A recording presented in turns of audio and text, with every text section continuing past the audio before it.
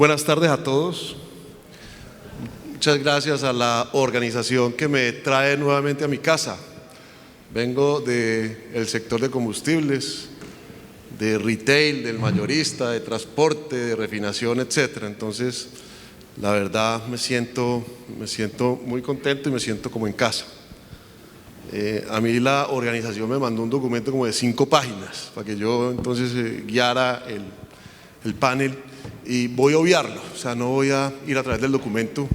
Quiero contarles un poquito, digamos, la experiencia en la evolución de combustibles, en el tema de logística, infraestructura y en el tema de confiabilidad. Y déjenme arranco porque en la época de los commodities energéticos a uno le decían que tenía que tener 3 características. Una era que tuviera el precio correcto, otra era que fuera confiable y que tuviera una calidad, ¿cierto? Que era la calidad acertada. Y hoy en día entró una 4ª componente a esa descripción de los commodities, y es que a la gente le guste, es que sea aceptado. Esa es una 4ª característica del commodity, y no podemos desconocer que, digamos, lo que ha venido pasando en el mundo pues nos ha llevado a pensar de una manera distinta en el consumo energético. Este mundo es un mundo hoy en día en desequilibrio, y es un mundo en desequilibrio desde lo social, y creo que nosotros lo hemos vivido, y lo hemos vivido con lo que pasó el año pasado en marzo, abril, y lo hemos vivido con lo que hoy en día está pasando alrededor del mundo. Entonces tenemos un desequilibrio en lo social, tenemos un desequilibrio en lo ambiental, y yo creo que podemos, digamos, esta mañana estábamos en una reunión sobre el impacto que ha tenido el invierno en las obras públicas o en las vías públicas del país. Tenemos un tema ambiental en desequilibrio, y no es solamente Colombia. No sé si ustedes recuerdan lo que pasó en Texas cuando el frío tan intenso congeló las válvulas con las que se abrían y cerraban el gas en Texas, y entonces al cerrar las válvulas con que abrían y cerraban el gas en Texas, pues se quedaron sin gas para poder generar energía. Texas, que es un país además energético per se, donde están todos los campos petroleros, etcétera, etcétera. Entonces, socialmente en desequilibrio, ambientalmente en desequilibrio, geopolíticamente, pues para no entrar en detalles con lo que hoy en día estamos viviendo en Rusia y Ucrania y tantos otros amagues que tenemos, ahí también tenemos un desequilibrio. Y lo otro que vivimos, y lo vivimos todo, es el desequilibrio desde el punto de vista de salud pública. Entonces, y yo creo que eso no va a cambiar, y no va a cambiar no va a cambiar en el corto plazo. Hay gente que dice, no, es que para que cambie tiene que desaparecer el 30% de la población, porque si no, pues no vamos a estar en equilibrio. Entonces, bueno, yo creo que eso no va a pasar. Y en cambio lo que sí va a pasar es que tenemos que seguir en desequilibrio. A nosotros nos gustan que las cosas sean rápidas y que sean constantes, y que sean rápidas y que sean abiertas. Y entonces uno dice, bueno, ¿a qué se refiere? O sea, rápido, abierto y además estable no existe. Entonces uno dice, gobierno de China, sí, yo creo que es rápido, yo creo que es estable, pero no es abierto. Y el gobierno de Estados Unidos también es un poco igual. Entonces, eso hace además que entendamos que mientras las cosas no se den la triada entre rápido, estable y abierto, pues no vamos a tener un equilibrio, y yo creo que de aquí en adelante tenemos un desequilibrio. Entonces tenemos ese desequilibrio. Además nos ha puesto a pensar en cómo nosotros hoy en día estamos consumiendo los energéticos que tenemos. Que ya vimos que empezamos a hablar de una nueva componente. Entonces queremos hacer un cambio ya. Me gustó mucho la presentación de Camilo, me encantó el ejemplo que puso de Francia. Ese ejemplo de Francia nos tiene aquí. Cuando pasó lo de los chalecos amarillos, lo que hizo el gobierno de Francia, porque además separaron la refinería, fue tener que sacar los almacenamientos estratégicos que tenía el país para poderle suministrar diésel y gasolina a todo el mundo. Aquí la gente da por un hecho que el diésel y la gasolina siempre están en las estaciones de servicio que ustedes lideran. Cuando uno mira a Colombia en términos de energía eléctrica, energía eléctrica, Hidroituango, ¿va a salir o no va a salir? No sé. pero tenemos, digamos, una amenaza, ¿cierto? Una amenaza en el tema eléctrico. En el tema de gas natural, no sé, 7 años de gas natural, no, tenemos offshore, pero no sabemos si vamos a sacar offshore. Entiendo que ya el fracking o no convencionales ya, digamos, Ecopetrol se aparta, entonces tenemos 6 años de gas. Entonces, energía eléctrica, con dudas. Gas natural sí tenemos, pero no sabemos si la política pública va a permitirlo. Digamos que todavía la discusión no se ha cerrado. Y entonces uno se pregunta, o nadie se pregunta, diésel y gasolina.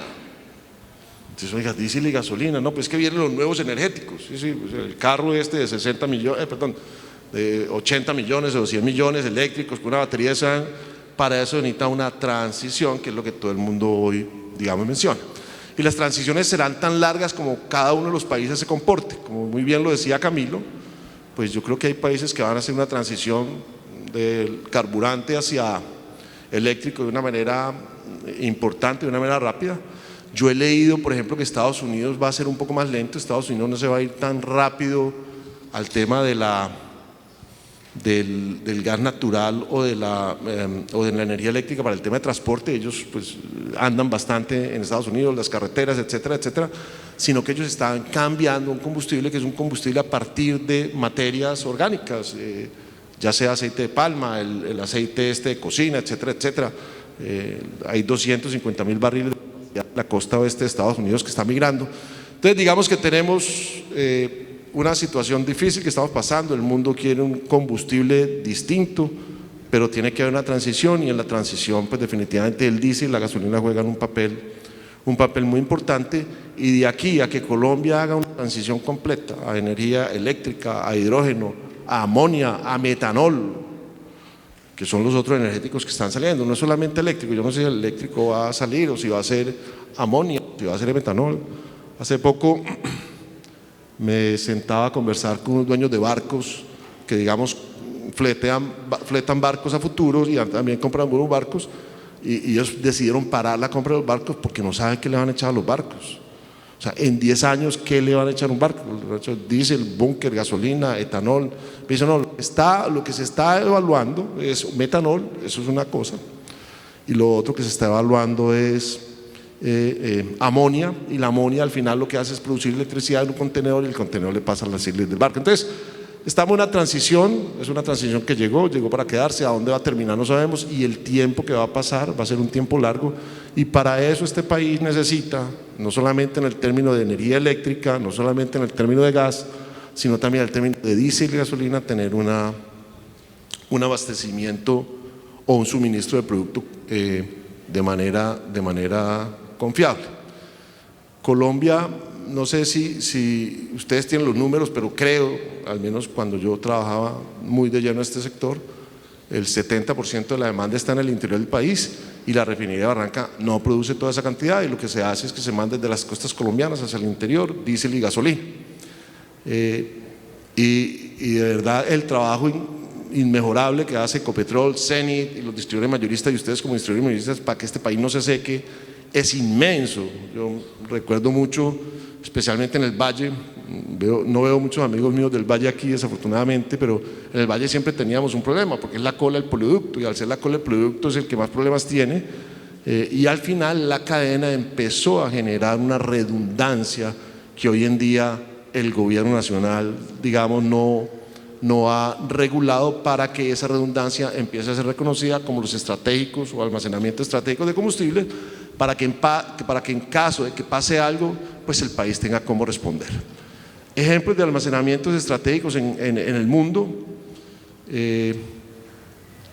por ejemplo Estados Unidos tiene en las cavernas del Golfo de México alrededor de, no sé, entre 700 a 800 millones de barriles ahí enterrados.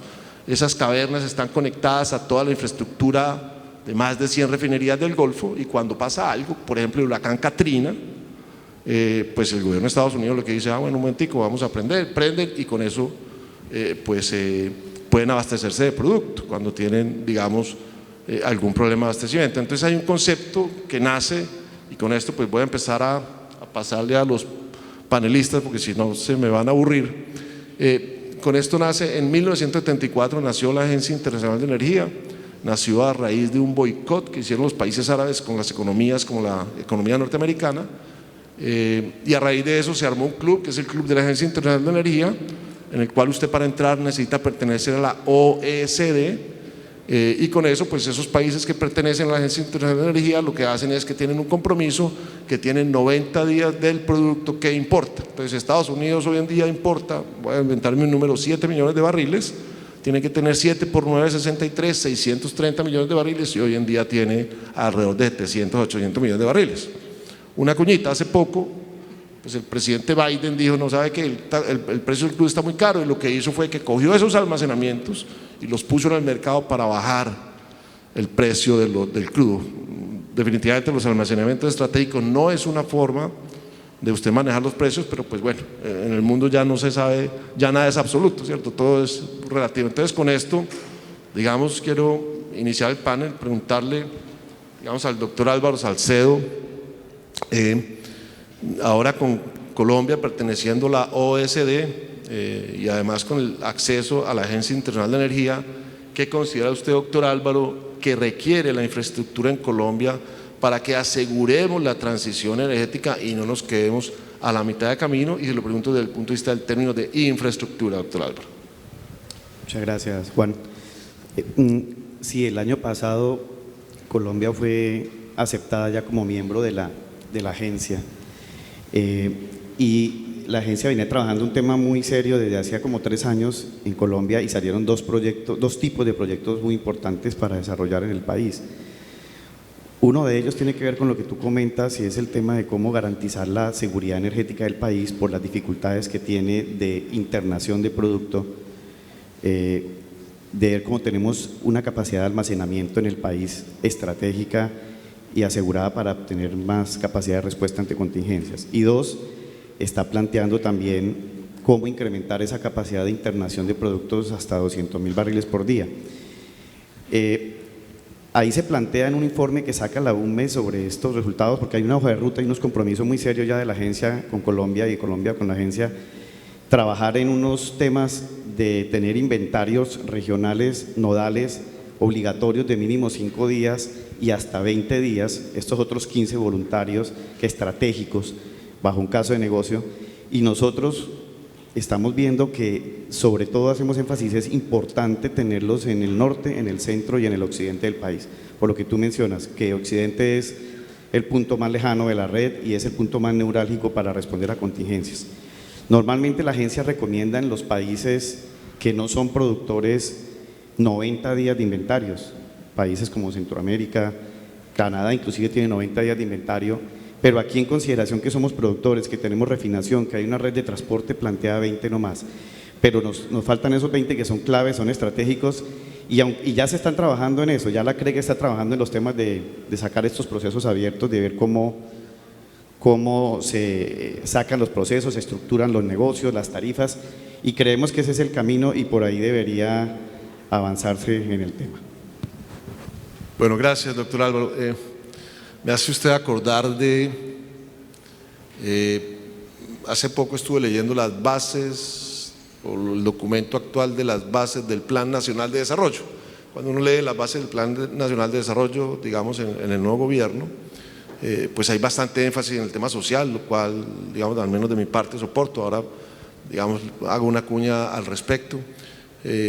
Pero a diferencia de los 2 planes nacionales anteriores, no aparece absolutamente nada de almacenamientos estratégicos, y eso se venía trabajando. Entonces, la pregunta para el doctor Álvaro Castañeda es: ¿cómo pudiéramos nosotros como sector poderle enviar un mensaje al gobierno no en contra de la transición, porque pues no es adecuado, además que yo creo que la transición se va a dar, sino para decirle que para poder tener realmente una transición energética necesitamos unos almacenamientos estratégicos, y para tener los almacenamientos estratégicos pues necesitamos una regulación que pues incentive la construcción de estos. Doctor Álvaro. Gracias, Juan Pablo. Muy buenas tardes. Muchas gracias a Petróleos por la invitación a este panel. A ver, yo creo que el país, y me voy un poco a la primera pregunta que le hiciste a Álvaro, nuestro país tiene una gran vulnerabilidad en todo su modelo de abastecimiento de combustibles. Como lo decía Juan Pablo, tenemos 2 refinerías, de las cuales el 70% de la demanda es atendida desde la refinería de Barranca. Y ante un evento de falla de esa refinería, quedamos expuestos a atender la demanda del país con producto importado. El producto importado puede tardar en llegar a Medellín, a Bogotá, entre 10 y 15 días.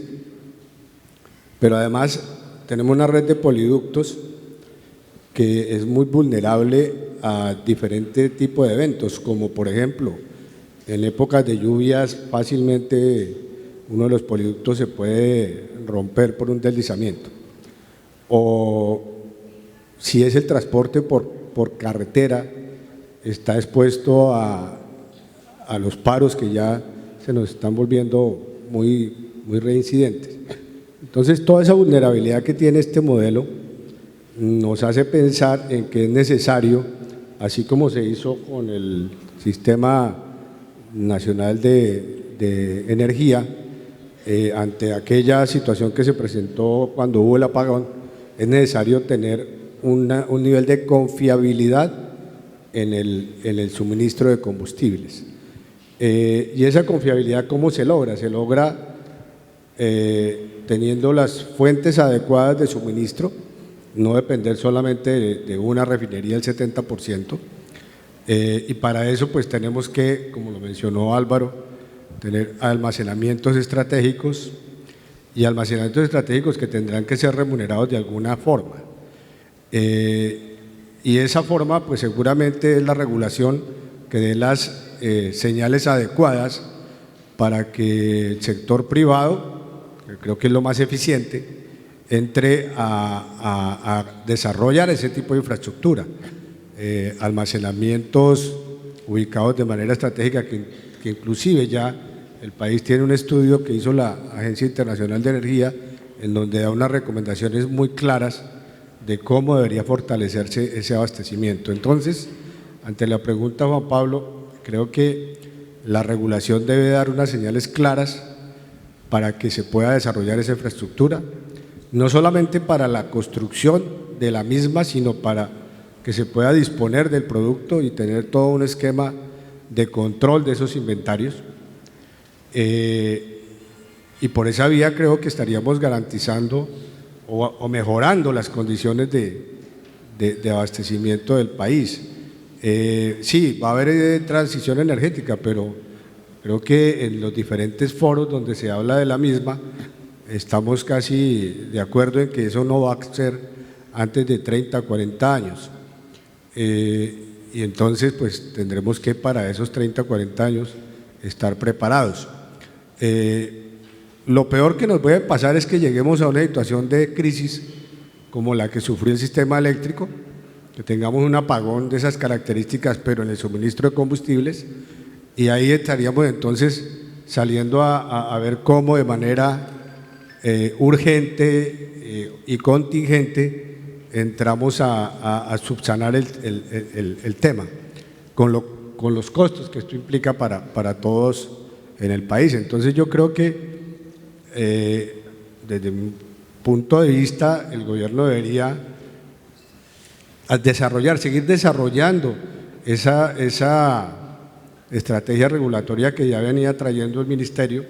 De alguna forma ya empezó a dar algunas señales claras sobre separar los tipos de almacenamiento, tener almacenamiento comercial, almacenamiento estratégico y el operativo, los proyectos de ampliación del almacenamiento, volverlos una realidad, que haya participación del sector privado, los proyectos de transporte, igualmente que hayan unas señales muy claras y que permitan el acceso al sector privado.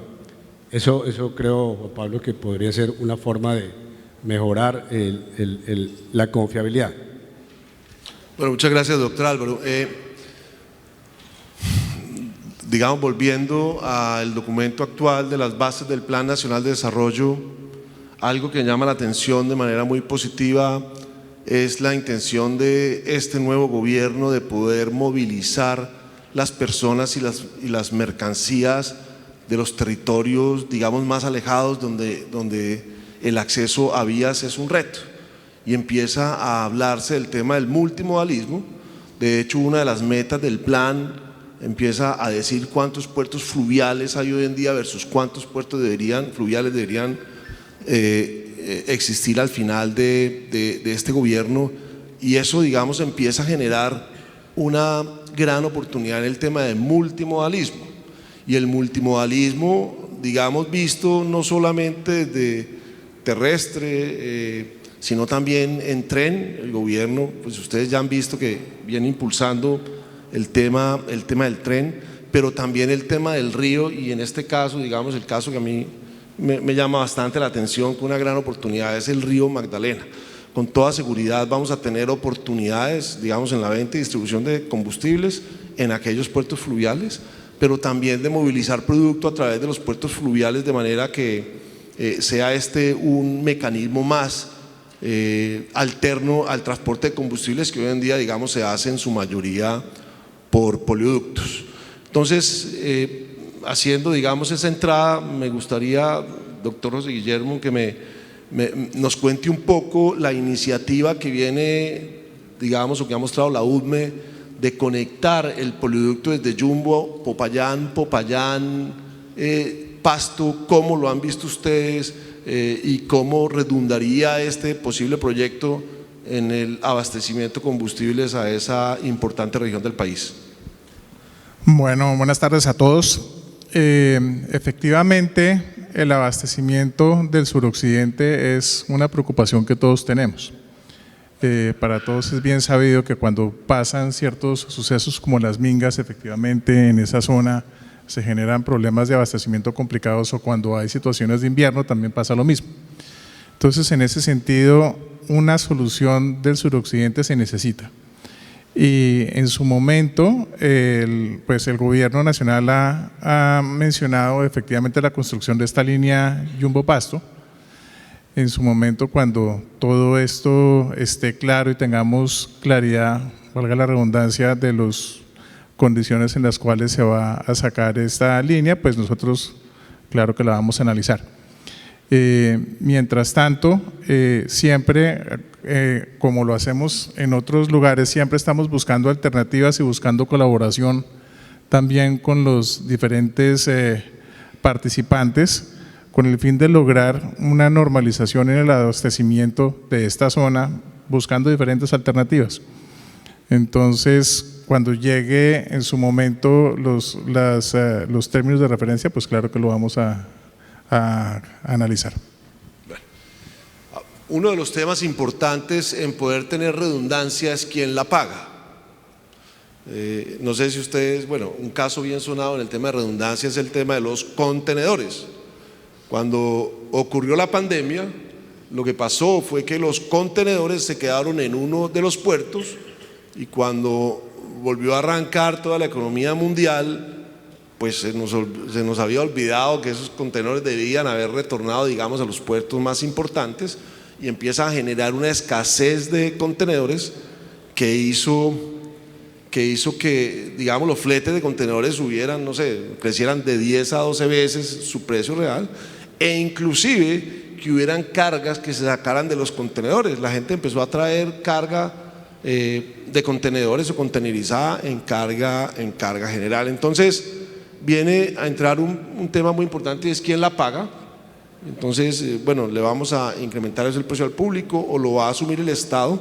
Los modelos que hoy en día en el mundo se tienen, por ejemplo en Estados Unidos, todo el costo del almacenamiento estratégico de combustible es asumido por la Reserva Federal, es decir, no se le transmite, al menos no directamente a la demanda. Hay algunos otros países, mercados liberados, donde cada uno tiene que asumir con su margen liberado esos costos, y entiendo que en Colombia, al ser un margen regulado, pues lo más probable, si se implementa esto, es que tenga que, digamos, generarse una nueva componente tarifaria. En ese sentido, le pregunto al doctor Álvaro, ¿ustedes cómo ven que el incremento del precio debido a la implementación de los almacenamientos estratégicos se le traslade a la demanda o sea asumido por el agente que está disponiendo de ese almacenamiento. Gracias, Juan, por la pregunta. Sí, el tema es sensible, todo el tema tarifario siempre lo ha sido, pero definitivamente nosotros lo que vemos es que como toda cadena de valor, los productos o los servicios que se prestan siempre conceptualmente tienen que ser remunerados en su producción y en su logística. Para nosotros es clave y es fundamental que cualquier proyecto, como tú lo mencionaste, tú dijiste una palabra clave que son los privados, lo tiene que remunerar un mercado o una demanda. Cuando se trata de ampliar coberturas en el país para poder tener una seguridad energética, es fundamental que una demanda, un mercado atienda, un proyecto lo remunere. Cuando se trata de construir un almacenamiento, cuando se trata de construir una planta de abasto, en el caso de los mayoristas, una estación de servicio tiene que estar soportada en un mercado también que va a consumir, un poliducto tiene que estar soportado en una tarifa de unos remitentes que van a pagar. Necesariamente los privados no van a invertir en un proyecto que no está financiado por una demanda, por un mercado. Hay otros temas, bueno, hay unos casos también en donde ya existe, por ejemplo, una operación logística que puede ser multimodal y que entra, por ejemplo, un poliducto a sustituirla y ya hay unos flujos financieros de un mercado que puede desplazarse a un tema más óptimo, más eficiente, y ahí no lo sentiría el mercado.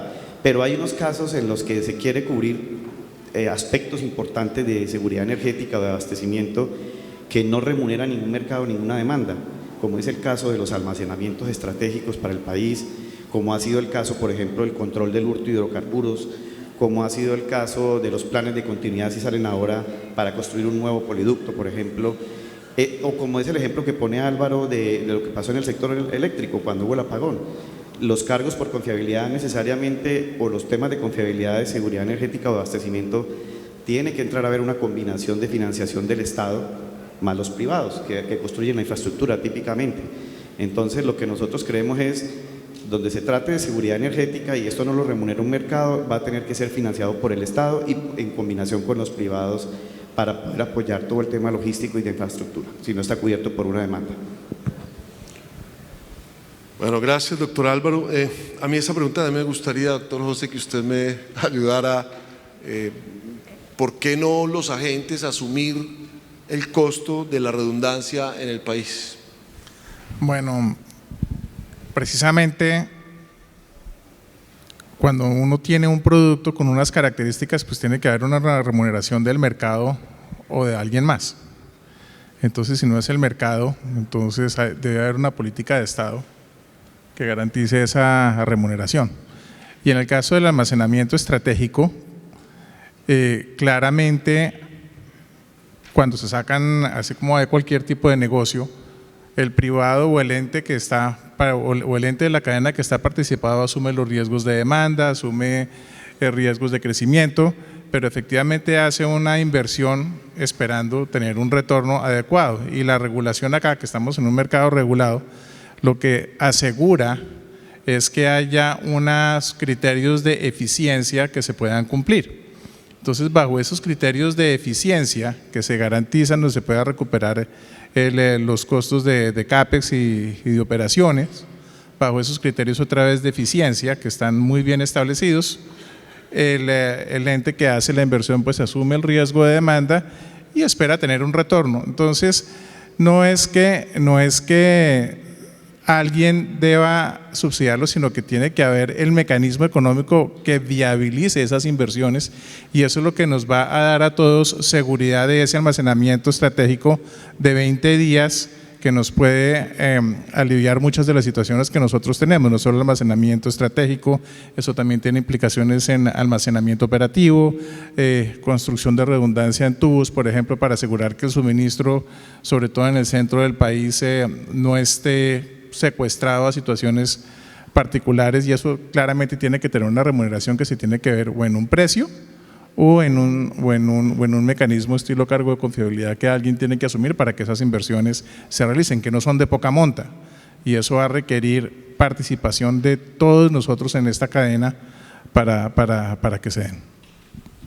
Gracias, doctor José. Yo ahí le una reflexión, quizás no para el sector transporte, porque entiendo, digamos, la metodología de remuneración del sector transporte, pero yo creo que el gremio, tanto mayorista como minorista, siempre ha querido una liberación de precios. Y yo creo que uno tiene que, de nuevo, no en la infraestructura lineal, pero sí en la cadena, tomar una decisión. Uno no puede estar siempre en el mundo mejor, o sea, uno tiene que empezar a tomar riesgos. ¿Queremos liberación? Si queremos liberación, pues las responsabilidades van a venir. No queremos liberación, pues bueno, esperemos que nos regulen a una tasa del WACC, que no sé si sea a todos la tasa que a nosotros nos interesa. Entonces, es una reflexión quizás para los distribuidores mayoristas y los distribuidores minoristas. Tenía otra pregunta para el doctor Álvaro, un poco relacionado con, cuando uno habla de almacenamiento estratégico, uno solo piensa en el tarro y en el tubo y ya, pero pues llenar un tanque. Colombia tiene planeado, lo que ha dicho la UDME, son dejar 5 millones de barriles, si mal no estoy, de almacenamiento en el sistema, 5 millones a $90 el barril o más, 120 porque es diésel, gasolina, etcétera, más la infraestructura. Entonces le diría, doctor Álvaro, ¿cuál sería la preferencia del sector mayorista en una liberación de precios de los combustibles, pero con la responsabilidad de implementar el plan de abastecimiento de combustibles? Bueno, yo creo que aquí hay que revisar con mucho cuidado ese tipo de conceptos. O sea, la situación actual y si pensar en que haya apertura de importación, pues es un modelo que hay que mirar en dónde, bajo responsabilidad de quién queda. Ya pensando en un modelo abierto en donde se permita la libre importación de combustibles y que haya unos precios atendiendo las dinámicas del mercado, yo creería que sí, todo el esquema de almacenamiento estratégico debería mantener un modelo de control por parte del Estado, porque en últimas eso atiende es la necesidad de tener una seguridad energética.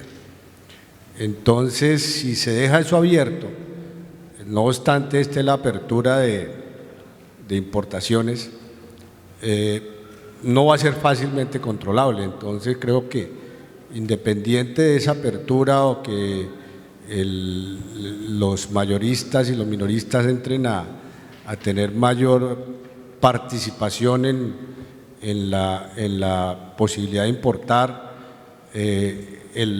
lo que tiene que ver con plan de continuidad y con el almacenamiento estratégico debería mantener un control muy estricto, porque además en mi concepto debería ser una responsabilidad del Estado, atendiendo a que se trata de un tema de seguridad energética. Gracias, don Álvaro. En Estados Unidos el único que puede disponer de las reservas estratégicas del país es el presidente Biden a través de una orden presidencial, y de hecho quien haga uso de esos recursos sin esa autorización tiene digamos, cárcel.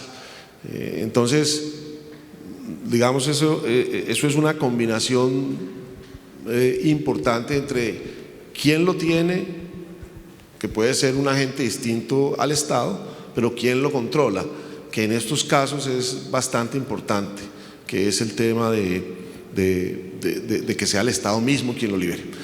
En las experiencias internacionales del almacenamiento estratégico también hay algo bien novedoso, y es que hay países que dejan que sea su vecino quien dependa o quien le tenga los almacenamientos estratégicos. Hay un par de ejemplos, si mal no estoy, Irlanda es uno de ellos. En ese sentido les quería preguntar, ¿ustedes cómo ven que, digamos, el almacenamiento estratégico de Colombia pueda disponerse en otra infraestructura? ¿Y por qué lo digo? Vamos a poner el ejemplo de Panamá. Panamá ya tiene los tanques construidos. ¿Por qué entonces, para no tener nosotros que gastar la plata en Colombia, pues damos acceso a que el almacenamiento estratégico pueda construirse en Panamá y Colombia pues sea quien pueda en algún momento que tiene la emergencia pues traer el producto para acá. En ese sentido, doctor Álvaro, me gustaría que usted me conversara un poco sobre cuál opinión tiene usted en que los almacenamientos estratégicos de Colombia no necesariamente estén en Colombia, sino en otro país por términos de eficiencia, caso por ejemplo Panamá. No los veo. Yo los veo en Colombia porque uno de los problemas que tiene Colombia es la dificultad que tiene para internar combustible al país. Entonces, al tenerlos por fuera de Colombia, no mejoramos uno de los dos aspectos que se recomienda, que es, además de tener una mejor capacidad de logística, es tener una mejor capacidad de respuesta. Tenerlos por fuera implica, en todo caso, traerlos, y seguimos con la dificultad de internar el producto. Y hoy no tenemos esas capacidades y no estamos habilitados. Vamos a seguir dependiendo de los poliductos y del tema multimodal, y vamos a seguir teniendo las restricciones, las dificultades, las limitaciones que se presentan en Colombia por la topografía, por las dificultades climáticas, etcétera. Y creo que para poder tener una mejor capacidad de respuesta es fundamental que los almacenamientos estén en los nodos claves donde hoy se requiere tener una capacidad de respuesta importante, como lo ha mencionado, en el occidente, en el centro y en el norte del país. Entonces, por fuera tenemos la limitante de tener que estarlos trayendo, de tener que estarlos programando y de unos tiempos adicionales de logística que hoy el país ya no tiene. Es que recientemente, José me puede desmentir, pero acabamos de salir de una emergencia de 5 días del poliducto Sebastopol-Jumbo. Ya estamos sin gasolina en Occidente, estamos moviendo carrotanques de la costa al occidente en estos días y las emergencias se activan de un día para otro y dependemos además de los tiempos de transporte terrestre. Y así nos ha pasado frecuentemente. Esto ha sido permanente por temas invernales, montañas jóvenes se saturan, los poliductos se afectan. Entonces me parece muy complejo que lo tuviéramos por fuera y definitivamente, además que en Colombia los grupos empresariales, las compañías tienen las capacidades para construir y desarrollar esas. En toda la cadena los agentes podemos hacerlo. Yo creo que con un mecanismo claro de financiación, de remuneración, no hay ningún impedimento para que se hagan en Colombia. Doctor José, doctor Álvaro, ¿quieren, digamos, hacer alguna llamada sobre la pregunta? Sí, yo también concuerdo con esa vista. Efectivamente, el punto de tener almacenamientos estratégicos es tenerlos cerca a la demanda y poder reaccionar rápidamente. Y efectivamente tenerlos por fuera del país, pues eso no funcionaría. Ahora, el término de volumen, nosotros ahorita tenemos más o menos volumen de 3 y 5 días, que es a todas luces vivir de infarto en infarto, los que viven los que manejan los temas de operaciones. Y la cadena efectivamente ha logrado mucha sinergia y mucha colaboración, porque así como hay la batalla para buscar el cliente final, hay mucha colaboración por detrás para asegurar que ustedes tengan en sus estaciones de servicio el producto que necesitan. Entonces, ciertamente, para que el modelo funcione y se fortalezca, es unas inversiones importantísimas, porque es pasar de 5 días a 20 días. Esas inversiones necesitan unos señales claras en términos de marco regulatorio y en términos de retorno y en términos de tarifa, pues que tienen que darse, si no, pues esas inversiones no van a llegar. Y lo que pasa es que la demanda va a seguir creciendo, se va a duplicar, o sea, la demanda va a crecer en 100,000 barriles en los próximos 10 años, porque si bien es cierto va a haber transición, esa transición no va a suceder tan rápido y se va a hacer mucho más necesario tener esas inversiones, esos almacenamientos estratégicos para asegurar la confiabilidad, y eso tiene que ser en los mercados cerca de los centros donde más consumen. Doctor Álvaro, ¿algún comentario? No, totalmente de acuerdo. O sea, además de que es necesario tenerlos dentro del país, es necesario tenerlos en aquellos puntos que nos ayuden a resolver la problemática de internación o de movilización de productos, ya bien sea por carretera o por la red de poliductos. O sea, no es solamente tenerlos en el país, sino que los volúmenes deben estar en aquellos sitios que permitan que ante cualquier eventualidad se pueda salir a atender. La geografía de nuestro país es como muy particular, nos atraviesan 3 cordilleras que hacen que casi que tengamos 3 sectores diferentes para poder atender este tipo de situaciones. Bueno, yo tuve la oportunidad en una invitación que me hizo la Agencia Internacional de Energía de visitar España. España es un país que tiene producción petrolera, no sé, 20,000 barriles diarios, no tiene mucha producción versus su demanda. Y en la época en que fui, todo funcionaba perfecto, estaba siendo altamente cuestionado porque España tiene bastante redundancia en infraestructura energética, bastante, o sea, tiene 7 plantas de regasificación, 7, tiene un sistema de poliductos, digamos, que va de costa a costa. El sistema de poliductos de España es bien curioso porque usted entrega en la costa norte un galón y el mismo día en la parte sur del continente se lo entregan el mismo día, o sea, eso es entrada por salida. Tiene además un sistema energético redundante, un parque de viento bastante importante, y en esa época todo funcionaba perfecto y el cuestionamiento sobre el gobierno de España era que eran muy costosos y muy ineficientes. Hoy en día España es ejemplo a nivel mundial de tener energía sin estar siendo impactado por todo lo que está pasando, especialmente por el conflicto de Rusia y Ucrania. Y yo creo que eso es un ejemplo de las cosas que uno debería seguir, una buena práctica. Cambiando un poco de tema, Colombia está diagnosticado en el tema de almacenamientos estratégicos. Yo creo que no hay más, si no 5 son 6 estudios. Aquí vino la Agencia Internacional de Energía y le entregó al Estado colombiano un informe de 120 páginas donde le decía que era necesario que Colombia pues tuviera almacenamiento estratégico, y dijo, digamos, infinidad de razones. Una razón es: ¿qué pasa si mañana, Dios no lo quiera, la refinería de Barranca falla? Nos apagamos. Y eso puede pasar como ha pasado en otras partes del mundo. ¿Qué pasa si mañana, Dios no lo quiera, el poliducto de Cenit saliendo de Barranca lo coge una corriente de un río y se lo lleva? Eso es lo que está pasando en el mundo. Entonces, a raíz, digamos, de esos estudios, el Plan Nacional de Desarrollo de los 2 gobiernos anteriores, digamos, dio unas directrices, o empezó a dar directrices de almacenamiento estratégico, y entiendo que algunos actores empezaron a desarrollar infraestructura estratégica sin que aún tuvieran la remuneración. En ese sentido, quiero preguntarles a Álvaro, al doctor José y al doctor Álvaro Castañeda si sus empresas o compañías ya han desarrollado infraestructura estratégica. Sí, Biomax ha avanzado en el tema, y eso es derivado de todas las contingencias que se han presentado en los últimos años, pero sobre todo no tanto en estratégica, sino en cómo flexibilizar la logística país.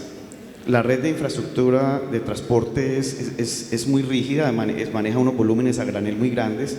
Allá se maneja el tema de los barriles, a partir del distribuidor se manejan los galones, y salimos del ducto a manejar esto en medios multimodales, y salimos a hablar de galones y salimos a las vías. Lo que se ha presentado es que a raíz de las contingencias se evidencia la necesidad de tener mucho más flexibilidad de cómo salir y entrar a la red de poliductos en el país, en diferentes puntos claves del país, no en los terminales que están hoy definidos para eso necesariamente. En ese sentido, nosotros hemos, en colaboración con Cenit, desarrollado 2 puntos clave del país. Uno es Sebastopol, en Puerto Berrío, y otro es Mulaló, ahora recientemente en Occidente, donde nos hemos convertido en punto de salida y punto de entrada al poliducto para poder flexibilizar esas operaciones contingentes que necesita complementar la red de poliductos. Cómo podemos recortar los trayectos en carrotanques, cómo podemos ingresar esos volúmenes rápidamente al sistema y moverlos más rápido hacia los centros de consumo, reducir los riesgos asimismo en las carreteras, evitar tanto tráfico de congestión de tractomulas, daño de vías, etcétera, etcétera. Y de esa manera nos hemos articulado, lo que decía José hace un rato, somos unos partners a nivel del midstream, de la cadena, y lo que hacemos es mirar cómo podemos articularnos, y también con los otros agentes desconectados, con los almacenadores. Entonces, de cara a la red y al midstream, lo que hemos hecho es proyectos estratégicos, inversiones importantes no remuneradas, pero para interconectarnos mucho mejor con la red de transporte y podernos volver esa válvula de alivio que pueda permitir hacer operaciones inclusive para otros mayoristas que flexibilicen toda esta logística que es bien compleja. Gracias, doctor Álvaro. Doctor José. Sí, bueno, nosotros en Cenit hemos invertido bastante en mejorar la confiabilidad de nuestros sistemas. Si uno mira, las paradas que nosotros tenemos cada vez son más cortas, y cuando uno mira también las pérdidas, las paradas no programadas también han disminuido significativamente. Y paralelamente nosotros hemos hecho inversiones para mejorar el almacenamiento también, almacenamiento operativo, más de 600.000 barriles. Nosotros hemos añadido de capacidad y el total hoy en día de almacenamiento para el país son más o menos 3 millones de barriles, mal contados entre todos los diferentes productos. Y tenemos unos almacenamientos también en proceso que van a ayudar a generar esa confiabilidad. Pero otra vez no perdamos, si bien de perspectiva, el número al cual nosotros arrancamos, que son 5 días. Entonces, cuando uno mete 600.000, 800.000 barriles, comparado con el número que decías de 5 millones de barriles, pues es una inversión importante, le da flexibilidad al sistema, pero está de lejos de resolver el problema fundamental, que es tener no solo almacenamiento estratégico, sino expansión de la infraestructura que permita esa redundancia y esa confiabilidad. Para eso se necesitan señales claras en términos de marco regulatorio y en términos de tarifa para que se puedan ser acometidas, y son inversiones que son demasiado grandes. Hay espacio aquí para todos para colaborar. Esta es una industria que se presta mucho para colaboración en términos de resolver cuellos de botella, pero los inversionistas necesitan también mensajes claros para poder asumir el riesgo de una manera ordenada. Muchas gracias, doctor José. Doctor Álvaro. En Petromil nosotros tenemos una capacidad de almacenamiento total en el país del orden de 1.600.000 barriles. Para la operación comercial de Petromil, con 300.000 barriles es suficiente, y el resto, el 1.300.000 adicional, es almacenamiento estratégico. Almacenamiento estratégico que se construyó sin tener ninguna señal clara de cómo se iba a remunerar esas inversiones. Sin embargo, la compañía tomó esa decisión y hoy en día está a disposición de Ecopetrol para importación o para atender emergencias. De hecho, y ahorita pensando un poco en los temas de contingencia, recién cuando se presentó la pandemia, pues hubo una necesidad que fue tal vez inversa a la que uno espera cuando tiene una contingencia por abastecimiento, y es que no había dónde echar combustible, se cae la demanda de un día para otro textualmente, y salimos a apoyar a Ecopetrol para que pudiera mantener su operación de la refinería en las mínimas condiciones. Entonces, hoy en día Petromil tiene una capacidad de almacenamiento estratégico del orden de 1.300.000 barriles a disposición del país, de los demás mayoristas de Ecopetrol, y esperando a que ojalá algún día se genere unas señales claras para remunerar este tipo de inversiones, y también, ¿por qué no crecer las mismas en aras de tener un país con una confiabilidad en el suministro de combustibles que nos deje tranquilos a todos? Bueno, si uno quisiera identificar cuál es el mayor cuello de botella que hoy en día tiene el sistema de abastecimiento de Colombia, ¿qué diría cada uno de ustedes? Y arranco con el doctor José. Bueno, definitivamente hay una oportunidad importante de generar precisamente redundancia para internación de combustibles al interior del país. Y la UCME de hecho tiene dentro de su plan mostraba la importancia de conectar las dos refinerías hacia el interior y precisamente buscar también redundancias para poder abastecer de una mejor manera el centro. Nosotros estamos de acuerdo con ese diagnóstico y tenemos unas propuestas que hemos hecho precisamente a los diferentes entes, precisamente para mejorar la confiabilidad y generar redundancia para poder abastecer el interior del país. Entonces yo diría que esa es una, definitivamente, y la otra tiene que ver otra vez con el tema ya sobre diagnosticado del almacenamiento estratégico. Entonces, son esos dos elementos. Doctor Álvaro Salcedo. Yo coincido con José Guillermo, sí, la red de poliductos llegó a un nivel donde ya no tiene buena capacidad de respuesta porque está básicamente cumpliendo las nominaciones, pero creo que yo complementaría con, no sé si es un cuello de botella, pero sí es un escenario que ya está también planteado como plan de continuidad de país, que es muy crítico, que es, ya lo mencionamos, el tema de la refinería. La refinería de Barranca, tú lo mencionaste, Juan, y es que si la refinería de Barranca sale de línea, muy rápido estamos desabastecidos y en crisis en el país y no tenemos cómo responder. Ese es el escenario más grave que tenemos hoy planteado a nivel de plan de continuidad, porque es un escenario ya del orden nacional. Como tú dijiste, el 70% de la demanda depende de eso y la internación no da tiempo. Y en segundo lugar, pues son los nodos regionales de los poliductos cuando se afectan, que de alguna manera se pueden resolver con operaciones multimodales, pero que si no se resuelven rápido, de todas formas la refinería se tapona y termina volviéndose un problema nacional también cuando uno no evacúa a tiempo por alguna de las líneas. Entonces, creo que son los dos casos críticos que tenemos de la red y por lo tanto al no tenerlos los almacenamientos se vuelven relevantes. Doctor Álvaro. A ver, yo identifico como cuellos de botella, no podemos seguir dependiendo de un solo punto de importación, como es el sistema Pozos Colorados Galán. Eso hay que resolverlo, porque ante una falla catastrófica en este sistema, pues quedamos en problemas. Lo otro es que definitivamente las refinerías deberían estar conectadas por alguna vía, llámese un ducto o llámese el río, pero debería haber una conexión confiable entre las dos refinerías.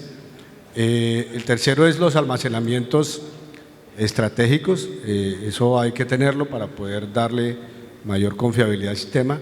Y una cuarta es tener un esquema de abastecimiento del suroccidente del país que no dependa necesariamente de la refinería de Barranca. Ahí hay que mirar cómo se hace, si es una forma de importación o qué esquema hacer, pero creo que el suroccidente del país debe darse una atención específica para poder asegurar ese abastecimiento. Bueno, creo que llegamos al final de este panel. Agradecerle al doctor José, al doctor Álvaro Castañeda, al doctor Álvaro Salcedo, a los que, digamos, se aguantaron este ratico de conversación.